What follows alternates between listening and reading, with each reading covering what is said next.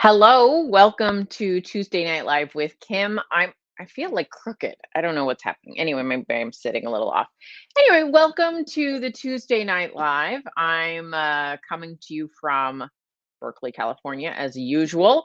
Just got back from an afternoon walk, which I had to talk myself into taking. So that is, I feel good. Feel feel like I didn't say no to the thing that I should do. So always good when you can get something done that you have no reason not to do except some commitment to a certain degree of laziness. I sprinted for a block. So my goal is to sprint at least a block, and then start to bump that up a little bit. I'm not a very good runner, but I recently watched somebody talking about the difference between running, jogging, and walking, and I'm trying to practice just a little bit of that. Um, anyway, that is what I've been up to. I got a new shirt. I got it in white and green. It's like a little short sleeve shirt for the summer. I like the way V-necks look better, but for this one area of my body gets like crazy burned, so it's good if I'm going out in the sun to have something a little higher. I'm okay on most of I'm just very pale. Anyway, and it's thin. The skin, the aging thing is happening here, right? Ladies, you with me? Anybody? Like the skin right here is thin and I'm getting some like discoloration and some I remember like from my mom that happening. And I'm like, "Oh, yeah, you gotta protect the thin skin." I don't mind the freckles on the face, although the age spots that are starting to start, it's a side where like the sun comes in from driving. I have a spot there. You can kind of see. Yeah. Anyway, but yeah, this skin is the changes are faster than this skin. So I'm trying to protect it a little bit. So I got a few of these higher neck tops for summer. Anyway, so yeah, that is what's happening. Hey guys, I hope you're doing good. What am I thinking about today? I've just been like, it's really like it's hard for me to switch back and forth. I've spent so much of my time the past few months in like writing, which is a very like solo kind of thing. And then to kind of turn it on to be like, oh yeah, speak to people now, Kim, that I've been like, oh, what do I even know what to talk about? What do Verbalizing? What is that? What do anyway, so I have to like, wake up that part of my brain a little bit. Anyway, wherever you are watching from, if you have the option to like or follow, I would appreciate it if you did. That would be really super awesome for me. From a little bit of a, letting people know that these things are watchable and good perspective. I was writing today about sex hormones. Anyway, and I was writing about female sex hormones and those kinds of changes that happen. Um, and oh, Jack says I got put on Cytomel and now that area burns super easy. Interesting. Okay. Yeah, we gotta like it's this skin here, and I it gets for me, it gets, like, bumpy, like, it's not a rash, it's literally just little bumps. I don't like it, although it can get a rash. Anyway, I am like princess skin. I will get like, when it's allergy season, I get these dots on my face, like, that. I'm a princess with very sensitive skin. Anyway, um, still on my weight loss journey. I'm into that last like 10 pounds of desired weight loss, and it's challenging, people. Um, so that's like the mental space I'm in. It's been rough for me. Like the past month, it's like you got to just like stay committed because the start of the cut and the end of the cut, they don't feel the same at all. So stay true and stay committed. Um, Tonight I'm making kung pao chicken for me and the boyfriend with a sugar-free kind of sauce that I'm making for it. requested it. So we'll do that. So I've cut up already a bunch of onion. I'm not a super traditionalist about things. I don't think I have any. Just it just occurred to me. Doesn't that have cashews in it? I don't think I have any cashews. Anyway, so putting in it peppers, zucchini, onion. I had put in a little bit carrot and then doing sort of a more traditional sort of like that kung pao sauce. I don't know. It's kind of a teriyaki, but bit heavier of a flavor. And so I'm just kind of mimicking that with low carb, sugar-free kind of ingredients. So it's not going super traditional, just going for the general vicinity. And I'll make some cauliflower rice for me, and Eric eats regular rice, so we're all good there. And that's what's happening for dinner. And I'm enjoying different things. It's really hard for me in this cut period, right? To I don't know if anybody else can identify, like I don't know if any of you are like people who write about food, but I'm trying to like, wow, can I stop saying like no, I can't. I'm from California. It's just not going to happen. But I'm trying to think of recipes and things that people would want to hear about recipe wise, being a recipe creator, and I'm not that interested. Like I can't go that deep into food thoughts if I'm trying to lose this weight right now, and I think it's a challenge that we all can face at times. And the things I want to eat now are really weird, and I keep I keep like trying to make something, and I'm like, but I'm not going to eat it. So do I really want to make it? And anyway, just like it's been challenging to try and think of new recipes to make for people to put out on a blog or for that kind of thing. It's a thing. White Noise says, I don't think humans have much understanding about what we should really look like.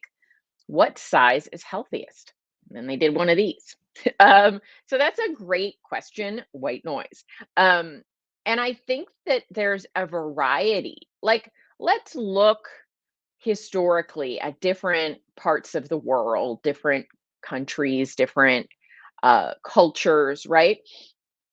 A Now, obviously, obesity is a modern thing, but we have images and pictures from pre sort of, I would say, like industrialized, westernized, like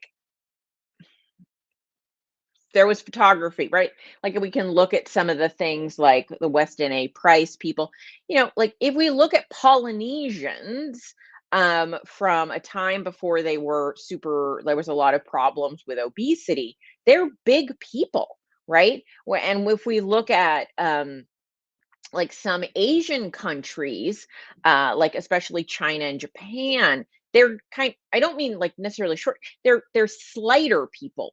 Now I'm not saying there aren't bigger Asians and there aren't smaller Polynesians, but in general, right, there are different cultures who tend to have different body sizes, different shapes.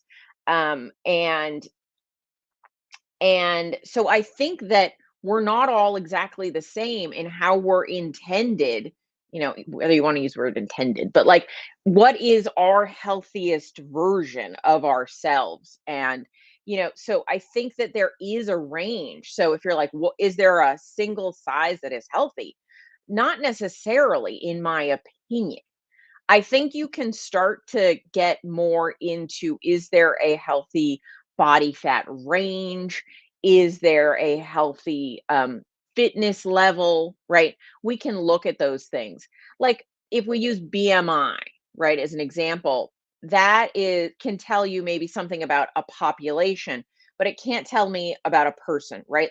Like the Rock is obese according to the BMI, right? But it's mostly muscle. So body composition comes into play. There's a certain range. Now we can look at, there's a bunch of data around the bell curve of body composition. At what body fat are we the healthiest? Well, that's a question. What does healthy mean? Well, mostly we look at those curves to say, what's the lowest all-cause mortality? But there's a bit of a hiccup in that, right? Because who is most likely to die? Older people. I mean, age is your number one mortality risk, right? So, so when we compare body fat percentage to mortality, what it might be telling us is that that's the better body fat percentage to be at when we're at the highest risk of higher mortality. So like what it actually says is around 33% body fat, I think, for a woman is the lowest mortality. Well, but that might be true then as we're in our 80s to have a little more padding. And they've done like cross-sectional looks at people when they're older. Is it probably healthier to be a little bit more well padded? Yes, those as long as those people also have more muscle mass. So you don't want to have high body fat, low muscle mass, but not high, moderate body fat and high muscle mass in an older age is actually healthier than being lean in terms of their ability to survive injury and falls, right? So it's a complicated, I know you asked a question. I'm like, it's so complicated. But I think that there are certain things that we can probably look at and say, well, not that, right? Like somewhere in this range is probably appropriate for most people. And I think that would mean, not being obese.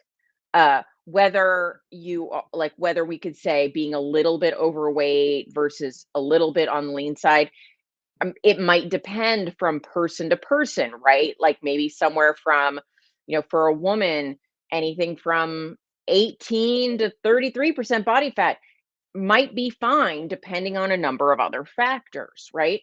And for a man, that would be about 10 points lower. That is how it tends to go, just because women have things like boobs and hips and things like that that men don't need. It's not a biological driver there. And so what is really a healthy body? I think it exists within a range. I don't think you have to be one thing necessarily. Um, and the other thing to realize, I mean, I know I'm making this very complicated, is right, is our body composition the end all be all of us being healthy? Well, not necessarily. They actually found, right, in terms of survivability and resistance to illness and disease, that a active chubby person might be better off than a inactive thin person, right? Somebody who's just sort of has the genetic makeup to be thinner, doesn't put on body fat as much, but has very low cardiovascular health might be in more trouble than somebody who works hard to be athletic but is a little fluffier, right? So it's not just about what we look like, it's about a lot of things. But again, I would say, I don't think it's that controversial. Maybe it is, but to say, right, a person who is 50% body fat is not a healthy person, right? I don't I would say that that's a statement um that most people would agree with. White Noise says, I feel like being slightly overweight by societal standards may be slightly healthier, so we all shouldn't lose our last 10 pounds. Got it. Yeah, and that's kind of what I was just saying, right? Especially if we're older. I think I feel this strongly. One of the risks of losing the last 10 pounds is it's hard to lose body fat without losing muscle mass, especially if you're postmenopause, well, post your 30s as a woman. And it gets harder for an older man as well, but especially for women as they age.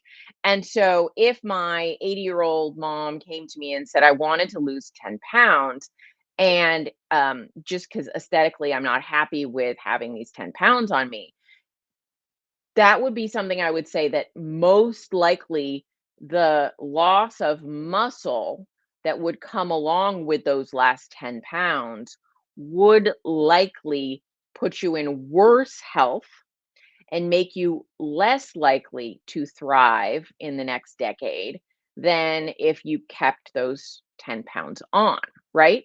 So I think, and most fitness, like I've gotten into fights with fitness professionals when I showed them the data that around, I think it's like 33, 35% body fat has better survivability, has lower mortality. And that's considered an overweight woman, right? Certainly most trainers or fitness professionals are going to say no, like 25% body fat is more what you should aim for, if not lower, right? Like a model or a fitness competitor kind of person is going to be more like 16, 17% body fat, which is really low. Um, so, that's a debate that goes on. And I would probably say there's an age component in there. I think for sure, if you're, 20, I don't think there's much harm in working at being extra lean. Um, and some people have the genetics for it. But if it's also a real struggle for you, I'd rather see someone dedicate their time to putting on a little bit more muscle mass or being a little more cardiovascularly fit or those kinds of things at a certain point. And so, yeah, there can be a downside to working on those last 10 pounds for sure, for sure. I'm trying everything I can to maintain or improve my muscle mass as much as I possibly can. So the worst thing you can do is it sorry, there's a crease. The worst thing you can do is just diet, right? Just restrict your food. Just eat less. Um, not if you're like super obese. That might be the only thing you can do, right? If you have a lot of body fat, there's a lot of wiggle room. But as you start to get down into more just chubby, overweight, sort of somewhere in the range, as you do that, I think that one of the things that can well, not just I think, I know it's true. It is fact that then you have to be really careful to maintain as much muscle mass as possible, or you're going to not like the end result of your weight loss efforts. And so that's not news that everyone wants to hear because a lot of us are a lot more comfortable just manipulating our food than also myself included. Like I had to talk myself into like getting off my ass today. Than actually increasing our activity and doing things that help us maintain or gain muscle mass, like lifting weights and resistance training. Yeah, so I think hyper focus just on the scale is really going to be detrimental for a lot of people out there, for sure, for sure. So, you know, yeah, I think that how healthy you are is not a size. It's a whole host of things put together. So, there you go. And it's also your mental health, right? How healthy are you in your brain? Like, are you kind of a crazy person around food that's not super healthy? Or can you kind of roll with it? So anyway, any other questions? I'm happy to take them. What else is going on in the world? We're kind of getting into that time when the weather is changing, the seasons are changing soon. Soon? Where are we? I don't know. Spring is on the horizon, right? I'm like, wait, Jay. Yeah, spring on the horizon. So, that changes the way we eat, how much time we spend outside, getting some good sunlight in our lives. All that is going to make for a nice feeling in our bodies for a lot of us. It makes me feel a lot more um, happy, is the word I was looking for there. It makes me feel happier for sure. All right. What other questions do people have? I'd love to answer them. My little water bottle is empty though.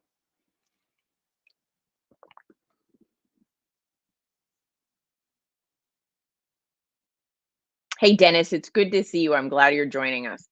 Yeah, so there's you bring up Minoan art, right? Exactly. There's a variety, I think, of the way we might look. And I think there's just a reality today, like, I think somebody brought this up. Like, do you guys probably remember maybe like Hugh Jackman in the first Wolverine movie? And you look back at that now versus like fitness people on social media now, and people are like, "Oh, that was a dad bod he had. He wasn't that fit then." Now he's all like muscles and a six pack and an eight pack and a super super lean. And the reality is that and people are like getting on what Travis Kelsey's case about his dad bod.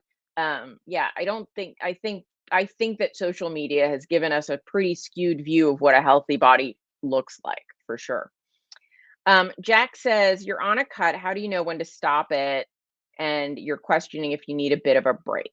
So yeah, so great question, Jack. Thanks for asking. Um, Usually what I look at more than anything else is how am I feeling mentally? Is there mental fatigue?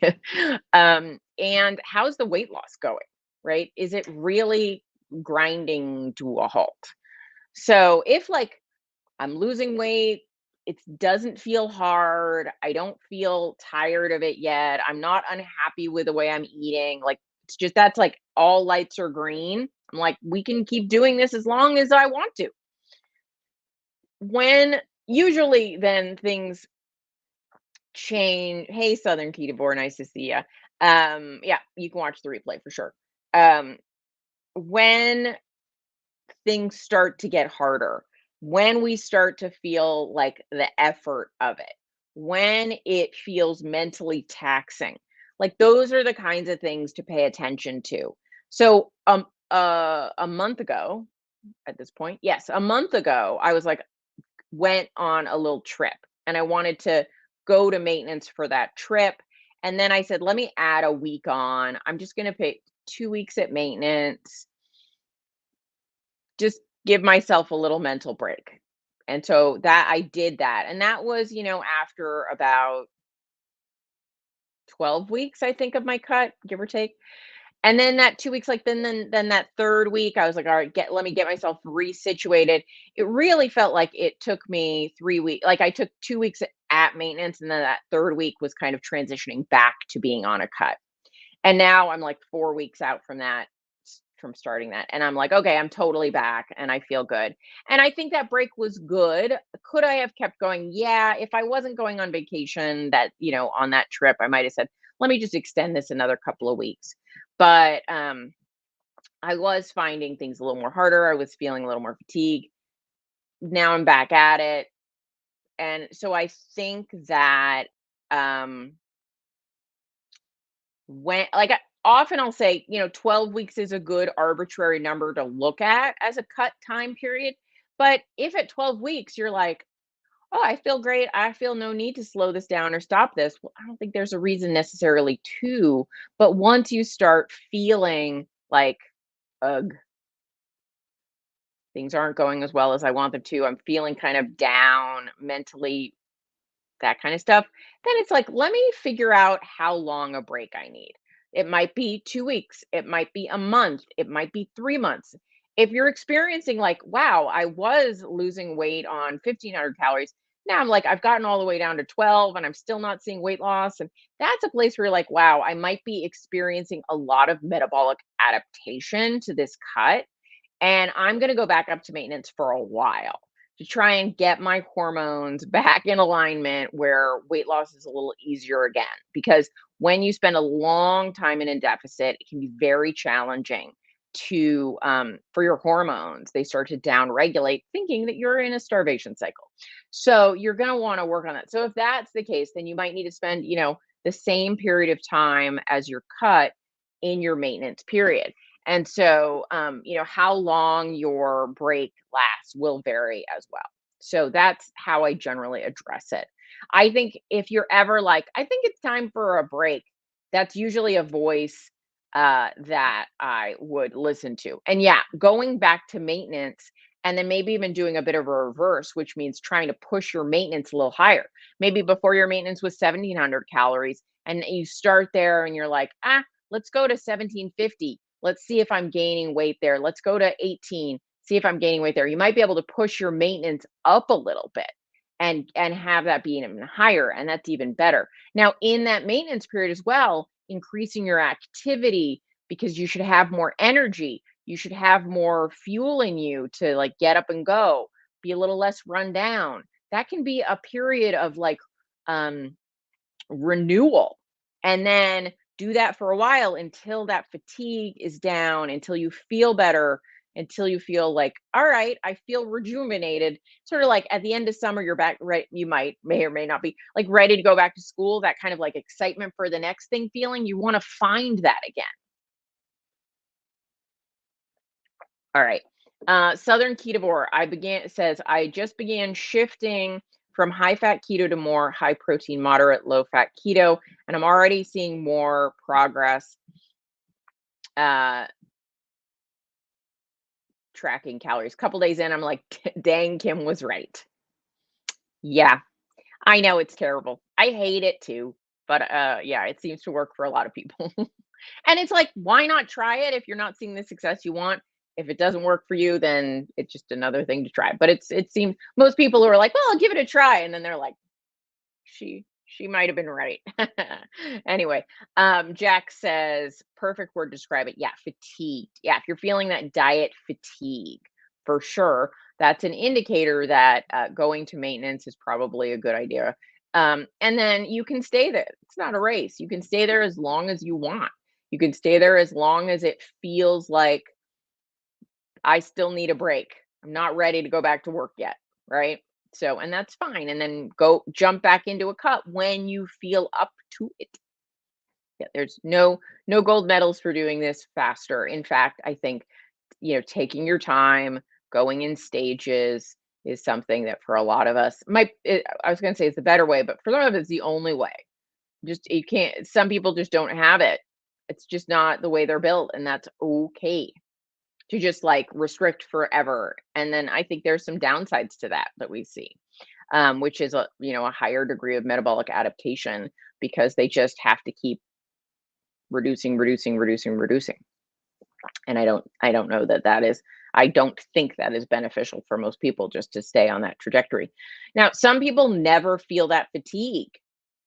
They never feel that fatigue. And so, good for them. If they're always like, I'm eating plenty. I don't feel exhausted. I don't feel tired. And fatigue being both physical and mental, right? Not just one. I feel like I get as much food as I ever wanted, and I don't feel any restriction, and all that's wonderful. Keep going. That sounds great. White Noise says, what do I think of as high fat as far as macros? And that's a great question. So I would say beauty is in the eye of the beholder. And what is high fat for one person is not high fat for another. And it's really changed. So, like, I can give you an example. Like, when I first started my keto journey, when I was close to 300 pounds, right? I was eating, I think, I have a picture somewhere that says it. I think I was eating around 160 grams of fat a day, 160 what I was saying in case you couldn't hear me, 160. Um, and then a fairly low amount of protein. And then that wasn't right. So I raised my protein a little bit. And then later I was like, let me make some changes. And I went to more of a moderated fat amount. So that was maybe around 100 grams of fat for a while. And then, now I probably eat 50 grams of fat a day. Not, and I eat more carbs than I used to in the form of like vegetables and even some fruit, right? And carbs and fat are both energy sources. So you find the balance that works for you. I'm metabolically healthy. My blood sugar is great. My fasting blood sugar is like 88-ish usually. Sometimes a little lower. And so what we then look a metabolically healthy person has a little more flexibility, right? Carbs and fats. A metabolically unhealthy person, I tend to think, needs more fat, less carbs, right? Because they don't get a good blood sugar response from eating any more carbs. And so for me, over time, what I think of as moderate fat has changed. But probably I would say that, if I'm talking in general, and it depends, like if I were 5'2", that number is going to look different than being 5'9", being if I was 6'5", right? All that's going to be different. How much energy I need. So, I look at that. I certainly think that I would never want somebody to spend much time below, say, 40 grams. Again, like a very little person, that might be 30, a big person, that might be 50, but, around 30, 40-ish grams of fat, because I think at that point it becomes very challenging for you to get all of the nutrients you need, because we have fat soluble vitamins. We need to make hormones and sex hormones, cholesterol based, and you need fat to create things like that. You need for your skin health, your hair, your nails, your everything. You need some. And I'm not saying everyone should eat that low. I'm just saying I certainly want to drop it below there. So it's gonna really vary from person to person. And I would just say, if you're currently eating what you see as a high fat diet, so like for keto, that might look like maybe your proteins at like 100 grams and your fat is around 150, right? Try bringing your fat down a little bit and see what happens there. And then you can just make changes as you go if that's something you think you need to do. If you don't think you need to do it, I wouldn't do it. There's no reason to eat less fat than you need to have the body composition you want to, for sure. I think fat's good for us. But for me, it was a shift I had to make to lose more body fat. Um, Kristen said, I've been keto, had my A1C recently checked. It went from 5.7 to 6.2, freaked me out. I've been increasing fat and my blood sugar is coming down. I'm guessing my body needed more fuel. Yeah, and for some people, like for a healthy body, right? For someone with good insulin sensitivity, a higher protein approach is no problem. But there are some people who are a little more protein sensitive. And so they might have to moderate the protein a little bit more in order to see good blood sugars, right? Like, I'm not trying to brag. I'm just giving an example. Like, I eat like 60 to 70 grams of carbs a day and like 120 to 150 grams of protein a day. And my A1C is a 4.8, right? So I don't have a bad blood sugar response to either protein or moderate carbs. I would have a bad blood sugar response to sugars and like starchy white rice for sure, right? But I'm saying we all have some biological individuality there. And so that's where it's really good to look at the numbers. Like if your blood sugar is not well controlled, then you definitely want to say like, okay, what can I do to bring my blood sugar into a better range while also maintaining my muscle mass, not eating super low protein, but maybe there might be an issue for some people in that range. And so those are things we have to look at. And our bodies are all a little bit different, and we have to listen to what our body seems to want so that we can dial that in, looking at blood sugar, looking at our hormones, looking at the way we feel, looking at our body composition, right? All those things are going to matter for sure. So I'm glad that you noticed that, Kristen, and that you made that shift. And when you made that shift, you got feedback from your body saying, okay, this seems to work better for me.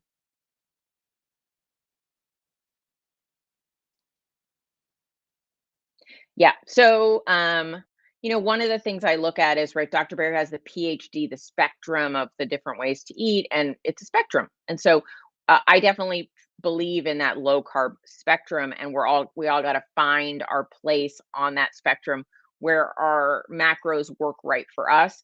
The way I tend to design macros is first, I always decide how much protein would be appropriate for somebody, and I do that based on estimating sort of how much lean body mass they have. And so an easy way like that you can do that if you don't know your body composition and all that is you can say, all right, what is my goal weight? What is the weight that my body, I mean, you can take into account if you're like, I know I probably could weigh less, but I don't want to push it that hard. Then you might hedge a little lower. But like for me, I'm 5'9".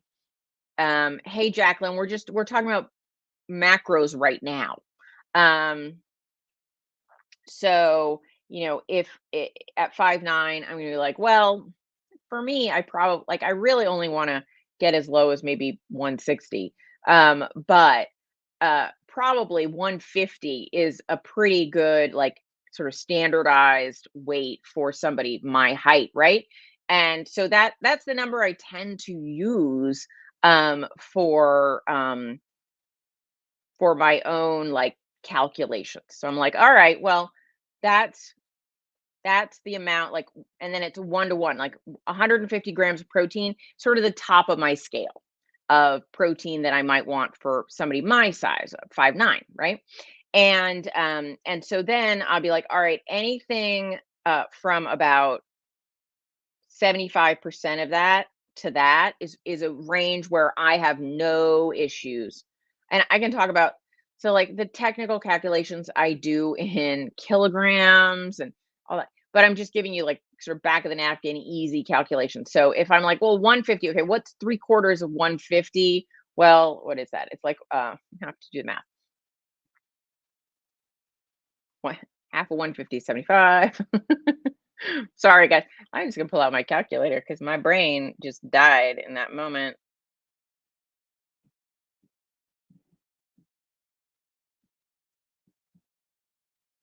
So yeah, like 113 grams. So I try to eat somewhere between 110 to 150 grams of protein. Somewhere in there is going to be the right amount of protein for me. And how do I decide which end of that spectrum I want to be on? Well, if I was having any blood sugar issues, I might be on the lower end, but I tend to stick to the higher end a little more. Then, but I don't, because I don't have blood sugar issues. Then, where that falls on that spectrum means where do I find best satiety? Where do I find I'm less hungry? Where do I find, my life it works better? Where am I not being crazy about food, right? So that's the first number I calculate for myself. Then from there, and that number comes based on actual science, right? It's based on, what we know, like 1.4 grams per kilogram of ideal body weight is probably correct for most people approaching or over the age of menopause as a minimum amount of protein. And so that's where I did that calculation from. And then so I know I'm somewhere in that range. So my goal weight, or like maybe a little less than my goal weight, to 3/4 of that is the range I keep that in.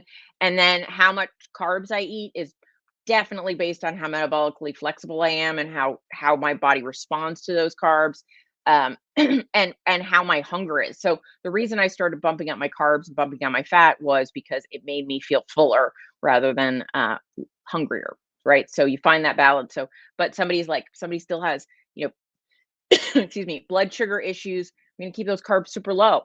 If they don't, then they have a little more range as long as they're whole food carbs, not crappy carbs.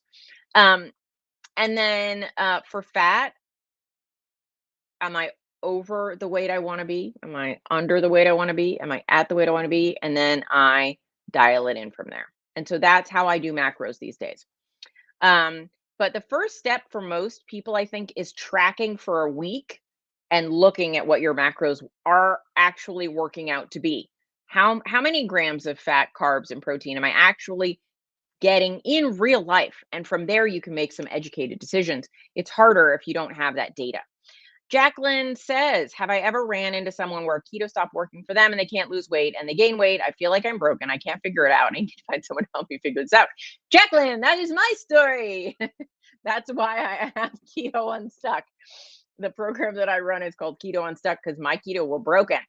Um, keto at a certain point, the high fat approach didn't work for me anymore. And I lost a lot of weight and then I just stopped losing weight and then I started gaining weight. So absolutely there are a lot of people out there with that story. I am that person. Hello, nice to meet you. Um, so for sure, we all have to look at that thing. So what I would say for you is spend a week like religiously tracking what you're eating. Like get Chronometer or some other whatever app you want to use. And every single gram of food that goes in your mouth goes in your tracker and track that. And then we can work it out. We can work out how to fix it. But until you know what reality is, it's hard to change reality. Right. And so I would say, yeah, do not fear. I thought I was totally broken, completely, totally broken when keto stopped working for me. And I just had to change the way I approached it. So you track, okay, you already track. So yeah. So that's my story, right? I lost like 65 pounds and then spent like 2 years not losing weight and regaining weight. And then I had to figure out what was going on there, and I found what worked much better for me than traditional keto was more of a higher protein, lower fat, low-ish carb, but not no carb approach. That worked for me. And so there are different rules that we do. But that's yeah, that's who I work with, Jacqueline. People who the traditional doesn't work for them because you need a more like custom fit approach when that just eat all the high fat meat you want doesn't really work. And I'm not saying it doesn't really work, but it doesn't really work for every single human, right? And so I think it's a great place for a lot of people to start from for sure. And then you have to tweak. And so for me, like what my diet looks like now, gosh, what year is this? 7, 8 years on my weight loss journey. Um, looks very different. Yeah, exactly. 300-pound me needed something very different from 240-pound me, which now needs something very different than 170-ish pound me, right? And so that those are all different phases I went through. And I think I always say like keto saved my life. It was the thing that got me unstuck from my whole life of weight gain. And then when I fell into this place of wait, this thing that was working for me, I'm not losing any more weight. I'm still obese or, at least very chubby. And what the hell? And that was I felt totally betrayed by keto at that point, right? Because I'm like, I thought this was going to be it. If this isn't it, what is it? Right. And it was like, oh, I have to actually learn my body. I have to actually learn what works for this body that I'm currently in, not the body I used to be in. So White Noise said it perfectly there. Thanks, David. David liked keto unstuck. And so it's really about learning those details. Jacqueline says, I recently fell off after being discouraged and gaining on keto, and now I'm up 40 pounds. And yet, then there's the F it, right? Where you're like, "Ugh, I don't like how this is going. Um, and so I'm going to jump off the ship. And usually you hit your head on the way down. It's bad. It's bad. So, Jacqueline, totally. Hey, if you want to have like a 15-minute chat, I'm happy to do that, Jacqueline. Just message me, just PM private, yeah, private message me, or DM direct message me. And I totally get it. It can feel really overwhelming. So yeah. So just message me. We'll set up a time and have like a 15-minute chat and we can see maybe if that program's right for you or something else is right for you, but at least get your head on straight and so just send me a message and I'll get your number and we'll have a chat sometime in the next week or so. Okay. All right. I'm always happy to do that for people if they're like, help, wave the red flag. Happy to have 15, give you 15 minutes of time just to figure some stuff out. So just let me know if that's something people want. All right, guys, I'm gonna wrap it up for the day because I have Kung Pao chicken to make. Um and uh and that's what's happening. Anyway, I will talk to you next week, everybody. Bye bye.